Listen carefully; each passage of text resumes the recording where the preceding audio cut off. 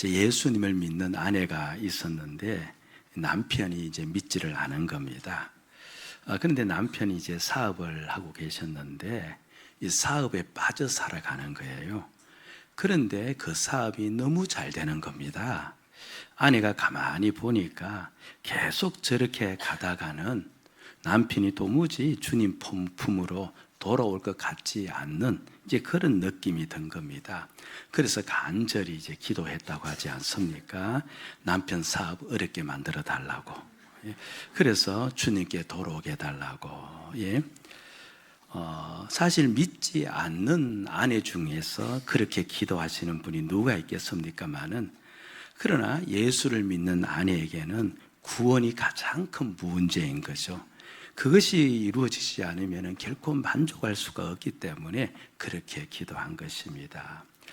예수님을 주로 믿고 난 다음에 우리에게 많은 변화가 일어나는데, 그 중에 하나가 있다면 만족하는 내용이 달라지는 거예요.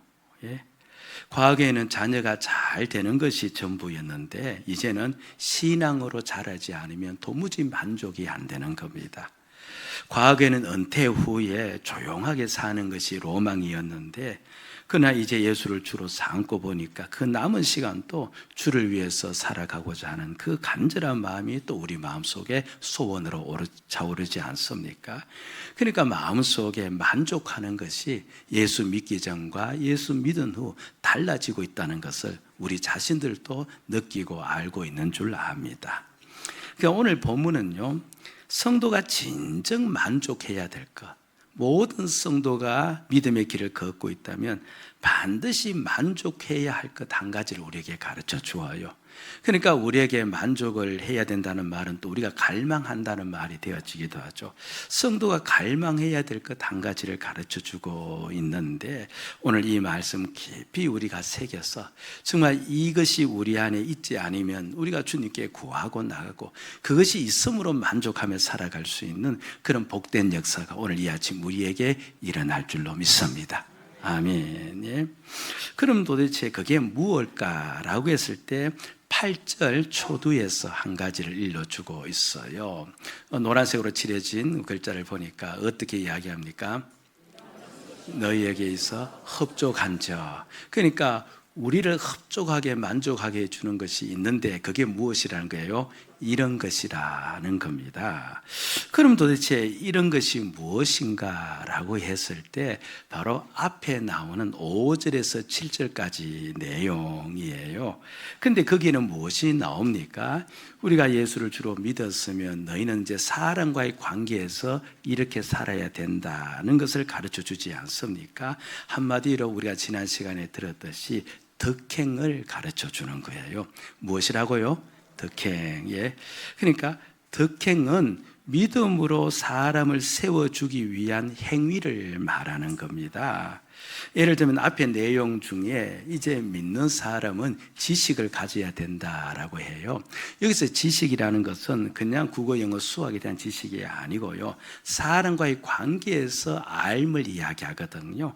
그래서 그 사람이 그렇죠, 나에 대해서 갑자기 엉뚱한 이야기를 하고, 그리고 그 사람의 감정이 그렇죠, 조금 나에게 불쾌하게 보이고 나에게 다가올지라도, 아이고 저 사람이 저렇게 말하는 데는 무슨 이유가 있으려는가, 저 사람이 저렇게 또 나에게 행동하는 데는 무슨 까닭이 있으려는가 라고 그 사람에 대해서 더욱더 알려고 하고 이해하려고 하는 것, 이게 바로 오늘 이 성경에 나오는 무엇이라는 거예요? 지식입니다. 그렇죠?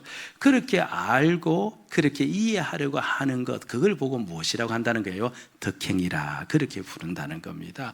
그 다음에 절제도 나오지 않습니까? 지난 시간에 우리가 들었죠. 그냥 우리가 마음속에 있는 말을 그대로 뱉으면 되는데, 그러면 사람이 또 시험 들잖아요. 사람이 무너질 수도 있지 않습니까? 그래서 어떠하든 간에 저 사람을 세우기 위해서 내가 해야 될 말을 절제를 하는 겁니다. 내가 해야 될 행동을 절제를 해서 그렇게 우리가 말하고 행동할 때 그 절제가 무엇이라는 거예요? 덕행이다. 그렇게 이야기합니다. 다른 사람을 세워주기 위해서 하는 것이기 때문에 그런 겁니다. 그러니까 이런 것들이 내 안에 지금 나에게 많이 일어나면 그것으로 인해서 우리가 어떻게 해야 된대요? 지금 듣고 계시는 거예요? 그러니까 그런 것들이 많이 있으면은 나는 그것으로 인해서 만족을 해야 되고, 그리고 이제 그것으로 만족하니까 그런 것들이 더 많이 있을 수 있도록 기도하고 갈망해야 되고, 근데 그런 것들이 없으면은 나는 그렇죠, 만족이 없잖아요. 그렇 다시 그런 것들, 그것을 추구하며 살아야 되고, 지금 그 이야기를 여기서 하고 있는 겁니다. 그러니까 덕행이 나에게 있느냐 없느냐, 덕행이 있으면 그것으로 인해서 내가 무엇을 해야 된다?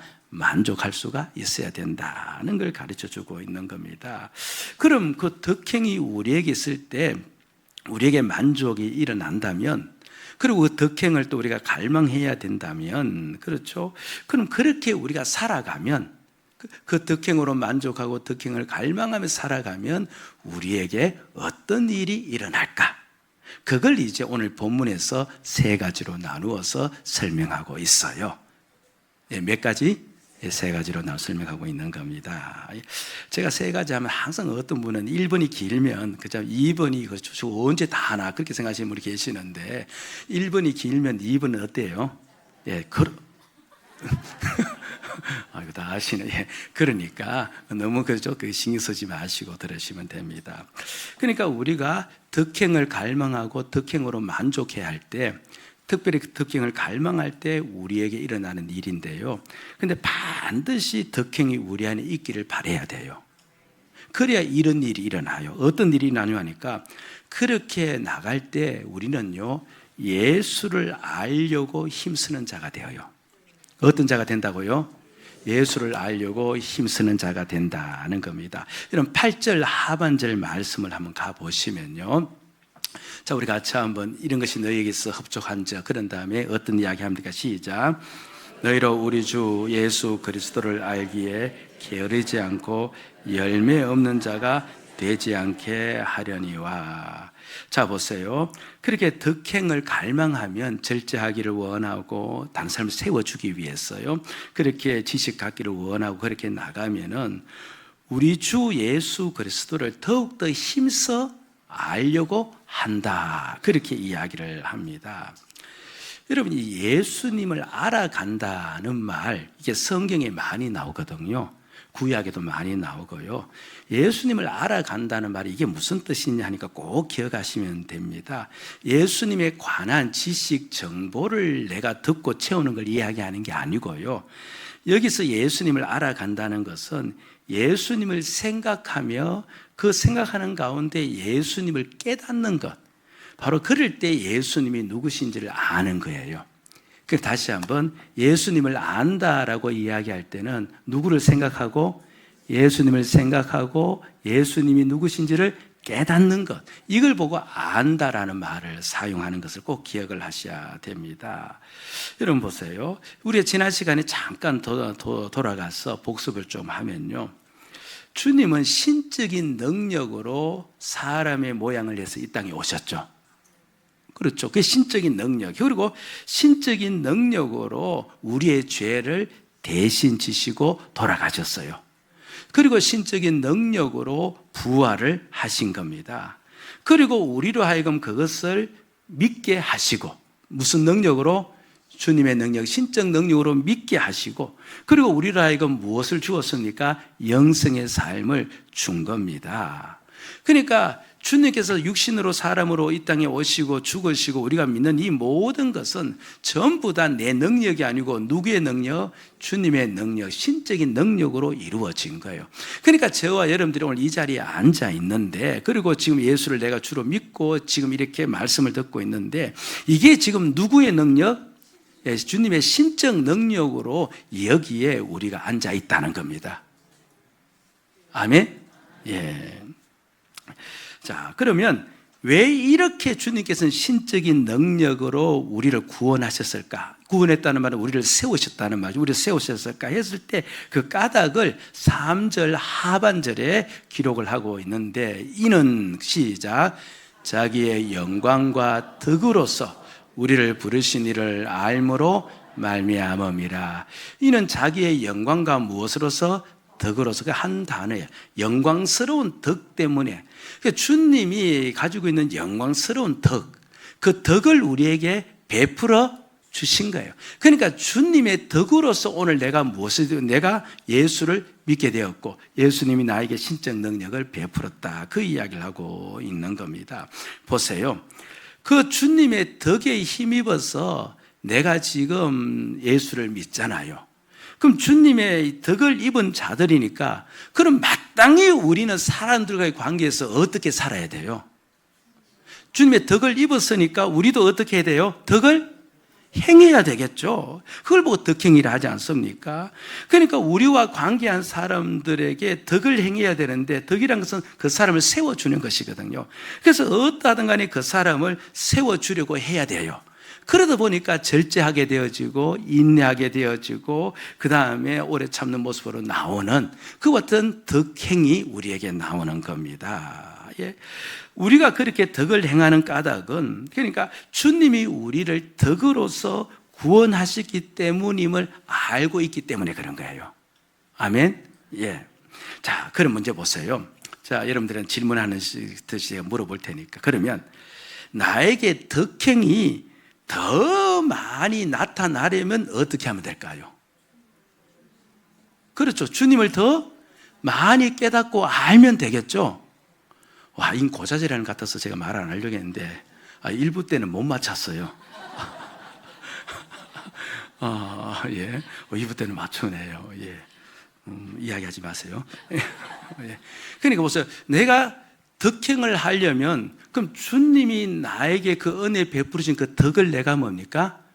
더 많이 깨달으면 나는 이 땅에서 더 많은 덕을 행할 수가 있는 겁니다.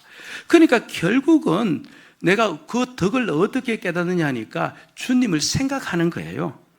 아, 주님은 이렇게 나에게 은혜를 베푸셨다. 나에게 덕을 행하셨다. 주님을 깊이 생각하면서 그 덕을 내가 깨닫는 것. 결국 누구를 알아가는 거예요? 주님을 알아가는 거예요. 그렇죠. 그러니까 내가 어떠하든 간에 주님이 나에게 덕을 베풀었듯이 나 또한 덕으로서 살아야 되겠다라고 내 마음에 소원을 품고 그걸 나의 만족감으로 삼고 그렇게 살아가면 우리는 당연히 누구를 더 알려고 힘쓴다? 주님을 더 알려고 힘쓰는 거예요. 아멘. 이것은요, 신앙생활에 사활이 걸린 문제예요. 호세아서 4장 6절을 한번 볼 필요가 있는데 이렇게 이야기해요. 내 백성이 무엇 때문에 망한다는 거예요? 지식이 없다는 말은 다른 것도 아니에요. 알미 없다는 겁니다. 누구에 대한 알미 없는 거예요? 하나님을 알지 못하고 주님을 알지 못하기 때문에 망한다. 그렇게 이야기합니다. 그럼 망하는 것이 무엇냐 구체적으로 이야기하면 호세아서 4장 1절 2절과 앞부분에 설명을 해놓고 있는데 이렇게 설명을 해놓고 있어요. 시작.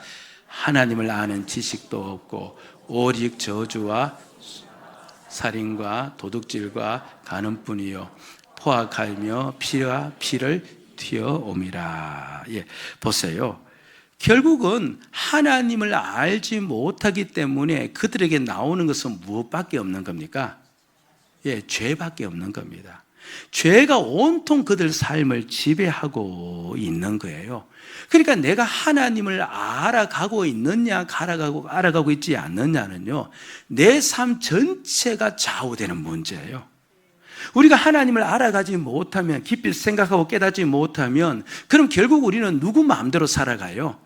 예, 자기 마음대로 살아가니까 결국 그 사람은 어디 안에 머물게 되어져요? 죄 가운데에 머물게 되어지는 그야말로 신앙생활이 안 되는 삶을 살아가는 겁니다. 그러니까 하나님을 알아가는 것은요, 신앙생활에 사활이 달린 문제예요. 그 이야기를 베드로후서 1장 9절에서 밝혀놓고 있는 거예요. 자, 베드로후서 1장 9절 우리 집중하는 차원에서 시작. 이런 것이 없는 자는 맹인이라 보지 못하고 그의 옛죄가 깨끗하게 된 것을 잊었느라. 자막을 보세요. 이런 것이 없는 자는, 이런 것이란 것이 무엇이라고 이야기했습니까? 그렇죠? 앞에 나오는 덕행이죠. 그 덕행이 없는 자는 무엇과 같다? 맹인이다. 저 원뜻은요, 눈을 감다라는 뜻이에요. 이런 것이 없는 자는, 그렇죠, 마치 눈을 감고 사는 사람과 같다. 그러니까 눈을 감으니까 보지를 못하는데 무엇을 보지를 못한 겁니까? 그의 옛죄가 깨끗하게 된 것을 잊어버렸다. 저서 옛죄가 깨끗하게 된 것을 잊어버렸다는 말은 아까 앞에 나오는 그 이야기를 그대로 축소시켜 놓은 겁니다. 바로 주님께서 덕으로서 이 땅에 사람의 모양으로 오셔서 우리를 죄에서 건져주시고 그리고 우리에게 영생의 삶을 베풀어 주신 그것을 그래서 결국은 보지를 못하고 있다는 겁니다. 보세요. 그러니까 덕행을 그렇죠 하지 않는 자는 당연히 누구를 생각하지 않아요. 그렇죠. 주님을 생각하지 않아요. 주님을 생각하니까 주님을 알 수가 없고 깨닫는 것이 없으니까 결국은 그 사람은 그 몸에서 무엇밖에 나오지 않는다는 겁니까? 그렇죠. 죄밖에 안 나오는데 덕행이 나올 수가 없다. 결국은 주님을 알아야 돼요. 주님을 깊이 생각하고 깨달을 때 비로소 우리가 주 앞에서 바르게 살아갈 수가 있는데, 그런데 내가 덕행하는 자로 살기를 마음에 소원하고 그것을 내 마음의 만족으로 삼고 있으면은 우린 자연스럽게 누구를 알아가려고 한다? 주님을 더 알아가려고 한다. 그래서 우리 삶이 주님 앞에서 온전해진다. 그 말씀을 하고 있는 겁니다. 저와 여러분들이 어떠하든 주님을 더 깊이 알아갈 수 있는 그런 삶을 사셔야 될 줄로 믿습니다. 아멘. 그리고 이제 우리가 그 덕행을 우리의 만족으로 삼고 살아가면 두 번째 우리에게 일어난 일이 있는데요. 사람으로 인해 실족하지 않게 되어져요. 누구로 인해 실족하지 않는다고요? 사람으로 인해 실족했는데 10절에서 그걸 밝혀놓고 있습니다. 자, 10절 우리 같이 한번 또 읽어봅니다. 시작.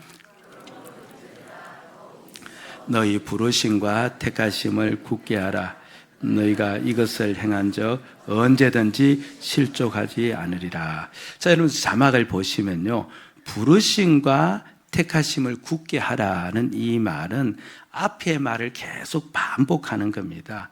우리 주님이 우리를 무엇으로서 불렀다? 덕으로서 불렀음을 깊이 생각하며 너희들이 붙잡고 덕행을 하라. 그 말을 부르심과 택하심을 굳게 하라. 그 말입니다. 그렇게 우리가 주님이 날 불렀음을 기억하면서 덕으로서 불렀음을 기억하면서 그렇게 덕행하는 삶을 살아가기로 예쓰면 우리가 어떻게 되지 않는다는 거예요? 실족하게 되지 않는다. 한마디로 시험에 빠져들지 않는다. 그 이야기를 하고 있는 겁니다. 자, 여러분 가만히 한번 생각해 보세요. 제가 한 이야기를 해드릴 테니까요. 예수님께서 이제 잡히셔서 대제사장의 뜰에 이제 가두셨어요. 가야바 대제사장 뜰에 가두셨을 때 그때 한 명 따라간 제자가 있다는 것도 우리 전부 다 알고 있어요. 누가 따라갔습니까? 그렇죠. 너무 쉬우니까 대답 안 하죠. 베드로가 따라간 거예요. 따라갔습니다. 그런데 우리가 알잖아요. 어린 계집종이 옆에 있다가 베드로를 향하여서 이 사람도 예수님과 함께 있던 무리다라고 이야기하니까 예수님 지금 갇혀져 있잖아요. 그래서 베드로가 그 갇혀져 있는 예수님을 보니까 두려움이 몰려와서 자신은 예수를 안다 모른다? 모른다. 그렇게 이제 부인을 했는데 몇 번 했습니까? 3번을 부인을 했습니다. 자, 그런 다음에 예수님께서 이제 십자가에 못 박히셨어요. 그때 사도 요한을 제외한 나머지 모든 제자들은 전부 다 어떠했습니까? 전부 다 예수님을 십자가에 예수님 버리고 다 도망을 가버렸습니다. 자신들에게도 그 화가 미칠까봐 두려워서 숨어버린 겁니다. 한마디로 예수님을 배신한 셈이 되어지는 겁니다. 자, 그렇게 예수님을 부인했어요. 그리고 예수님을 버리고 도망을 했어요. 그리고 이제 예수님이 부활했는데 부활한 사건을 모르고 제자들이 두려워서 자기들끼리 이제 모여서 문을 꼭 걸어 잠그고 그렇게 모여 있었습니다. 그 가운데 예수님이 나타나셨어요. 자, 이제 한번 생각해 보세요. 왜 나타났었을까요? 우리 인간적 논리로 생각하면 자기를 모른다고 부인하고 자기를 배신하고 도망갔잖아요. 그런데 이제 부활을 했어요. 그들이 모여 있는 겁니다. 그러면 그곳에 가서 이제 무슨 말을 하면 될까요? 그렇죠. 자기를 배신했잖아요. 그 무언가 좀 호되게 야단치고 무언가 좀 그들에게 그렇죠. 좀 이렇게 엄한 말로 다스려야 되는데, 그런데 예수님이 그 가운데 나타나신 까닭은 딱 한 가지 이유밖에 없었어요. 지금 그들이 두려워 떨고 있거든요. 그 두려움을 쫓아주는 거예요. 예수님이 그곳에 등장함으로 말미암아서 예수님의 살아계심을 보여줌으로 말미암아서 그들에게 있는 두려움을 쫓아주는 겁니다. 한마디로 그들을 세워주는 거예요. 그것을 이제 이 베드로 사도는 자신의 단어로 표현하기를 무엇을 베푸는 겁니까? 덕을 베푸는 겁니다. 베푸는 겁니다. 그런데 그때 모였을 때 도마라는 제자는 빠져 있었던 겁니다. 그리고 나중에 또 이제 제자들이 모여 있는데 도마는 그때 있었어요. 그래서 제자들이 예수님이 우리 가운데 오셨다라고 이야기하니까 도마가 이야기하지 않습니까? 나는 그 말을 믿겠다, 안 믿겠다? 절대로 믿지 않겠다. 그렇게 하면서 그렇죠. 예수님의 부활을 또 부인을 한 겁니다. 근데 그 가운데 또 예수님이 나타나신 거예요. 나타났는데 도마는요, 예수님을 그렇죠. 모르겠다. 부활 또 부인하고 그 십자가 질 때 도망도 갔잖아요. 앞에서 나타나지 않았으니까. 그럼 그곳에 예수님이 나타나서 도마에게 어떻게 이야기를 해야 됩니까? 그를 꾸짖고 호되게 야단쳐야 되는데, 그런데 그에게 손자국과 창자국을 보여주면서 그 도마의 믿음을 다시 일깨워 준 겁니다. 그러니까 베드로 사도의 논법으로 이야기하면은 예수님이 뭘 베푸시는 거예요? 덕을 베풀어서 그 도마를 세워 나가고 있었던 겁니다. 여러분 보세요. 이 이야기를 이제 우리에게 가져와서 한번 들어보시기를 바랍니다. 우리가 사람들로부터 시험을 많이 당하잖아요. 시험 당할 때, 그렇죠. 우리는 그들을 위해서 그렇게 고생했는데 정작 그들은 우리를 버리고 배신해요. 그럼 우리에게 시험이 될까요, 안 될까요? 그렇죠. 큰 시험이 되는 거죠. 다시는 저 사람과 상종하지 말아야 되겠다는 것부터 시작해서 그 사람이 있는 곳에서부터 내가 뛰어나가는, 그렇죠. 그런 일도 있지 않습니까? 예. 그리고 그 사람들의 말이 나를 섭섭하게 할 때도 많잖아요. 그 사람의 행동으로 인하여서 내 마음속에 여러 가지 걱정이 몰려올 때도 많잖아요. 그러니까 이런저런 그분들의 행동과 또 그분들의 태도로 인하여서 우리가 실망하고 그 실망감 때문에 신앙의 길에서 떨어지는 경우도 있어요, 없어요? 있습니다. 근데 더 솔직히 이야기하면 대부분 성도가 신앙에서 떨어지는 경우가 누구 때문이에요? 목사님 때문이에요. 이게 아니고 누구 때문이에요? 다 사람들 때문이에요. 다 성도들 때문이에요. 그 성도는 저도 포함된 성도죠. 저만 빠지는 게 아니라. 예. 그런데 보세요. 만약 우리가 주님처럼 살아가기를 원한다면, 나도 주님이 나에게 덕을 베풀었잖아요. 나도 마땅히 무엇을 베풀어야 돼요? 덕을 베푸고 덕행으로 살아가기를 원한다면, 그러면 그들이 그렇게 할지라도 내가 시험에 들까요, 안 들까요? 예? 들까요, 안 들까요? 들지 않죠. 나는 그들을 어떻게 하기를 원해요? 세워주기를 원하기 때문에 그들이 섭섭하고 힘든 말을 할지라도 나는 오히려 절제하고 오히려 인내하면서 그들에게 다가갈 겁니다. 그러니까 우리가요, 어떠하든 간에 덕행하는 자로 살아가기를 소망하면 실족하지 않아요. 시험 들지 않아요. 그런데 우리 삶의 신앙의 목표가 다른 데로 가 있으면 얼마든지 시험 들 수도 있다는 사실을 오늘 말씀이 가르쳐 주고 있습니다. 그리고 세 번째는요, 바로 이렇게 우리가 덕행하는 것을 우리의 만족으로 삼고 살아가면 우리가 주님의 다스림 안에 있게 되어져요. 어디 안에 있게 되어진다고요? 주님의 다스림 안에 있게 되어진다. 항상 세 가지를 가지고 이야기할 때 세 번째 이야기하면 무엇을 잊어버려요? 첫 번째, 두 번째를 잘 잊어버려요. 그래서 이때는 꼭 복습을 해야 돼요. 그러니까 첫 번째가 뭐예요? 예. 아, 대단해요. 예. 그 다음 두 번째는 뭡니까? 실족하지 않게 되어져요. 세 번째는 주님의 다스림 안에 있게 되어집니다. 11절에 그게 나와요. 얼마나 복된 말씀인지 몰라요. 우리 같이 한번 크게 읽읍시다. 시작. 예체하면 우리 주 곧 구주 예수 그리스도의 영원한 나라에 들어감을 넉넉히 너희에게. 자, 다시 한번 자막 보세요. 이같이 하면 어떻게 하면? 덕행하는 삶을 살면, 다른 삶을 세워주기 위해서 그렇게 내가 덕을 가지고 살면, 그 다음에 우리에게 어떤 일이 일어나냐 하니까 구주 예수 그리스도의 영원한 나라에 어떻게 함을? 들어감을 우리가 받는다. 그러니까 영원한 나라에 들어간다는 겁니다. 그러니까 영원한 나라는요, 주님이 다스린 나라를 가리켜요. 이제 그 나라에 들어간다고 하니까 여러분들, 영원한 나라, 주님이 다스린 나라라고 생각하면 우리는 당장 어떻게 생각해요? 언제 이 일이 이루어진다고 생각해요? 우리가 죽고 나서라고 생각하는데 그게 아니고요. 주님께서 영원이라는 말을 할 때는, 그렇죠, 현 시점에서부터 영원이에요. 나는 영원하다, 이 말은 지금 이 시점에서부터 보니까 영원하다는 거예요. 그러니까 영원한 그의 나라에 들어간다는 말은 바로 내가 그렇게 덕행을 하면서 살기를 원하면 바로 이 시점에서부터 나는 누구의 나라에 들어가 있다? 주님의 나라에 들어가 있고 주님의 다스림 속에 있게 되어진다, 그 말입니다. 그런데 이거는요, 깊이 생각하지 않아도 다 이해가 되어져요. 보세요. 내가 지금 저 사람을 세워주기 위해서 절제하고 오래 참고 이렇게 나가잖아요. 나가는데 내가 이렇게 하는 까닭은 누구 때문에 하는 거예요? 그리고 주님이 나에게 이렇게 했기 때문에 내가 하잖아요. 주님이 나에게 덕행을 했기 때문에 내가 지금 그 덕행을 사람들에게 보이는 겁니다. 그러니까 주님의 덕행 때문에 내가 이렇게 한다고 그렇게 여기면서 나갈 때, 그럼 사실 난 누구와 함께 있는 거예요? 주님과 함께 있는 것이죠. 당연히 주님과 함께 있을 수밖에 없습니다.